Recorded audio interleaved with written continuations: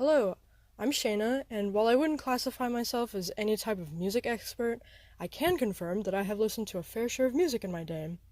That being said, I have, to this very day, found few albums that genuinely blow me away the same way that Crybaby by Melanie Martinez does. Now, don't get me wrong, I'm not saying Melanie is a perfect musician.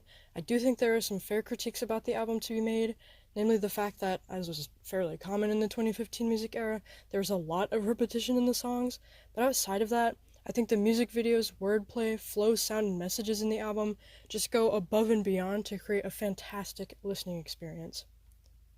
As of 2024, Melanie has dropped 3 albums since the initial release of Crybaby, and while I do think they are beautiful and have some amazing tracks, especially the K-12 album, Crybaby is just something special. Maybe it's a personal sentimentality I have for the album, but either way, I think the fact that it has remained one of my top favorite albums through the years and is still so well received and talked about by not just me but other people speaks volumes about how well it was made. For some reference, or for those who may not know, Melanie Martinez's career originally started in 2012 on The Voice, which is a competitive reality TV show where the contestants are given a chance to start a singing career. Melanie made it to the top 6 before being eliminated, and then 3 years later she released her first actual album, Crybaby. I think what really stands out about this album for me, besides the amazing music, is the meaning behind the lyrics.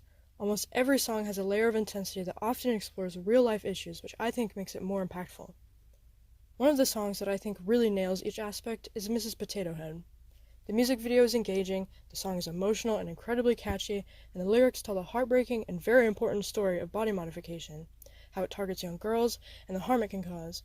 The song was just so raw, and the story of the music video has never not made me cry. In contrast, I think the weakest song is probably Teddy Bear. While I do find it catchy, I think it falls a bit flat in comparison to the rest of the tracks on the album. It's not bad, it's just a little forgettable. And I find that the wordplay of the album also adds so much to the listening experience. One of my favorite examples is from the song Alphabet Boy.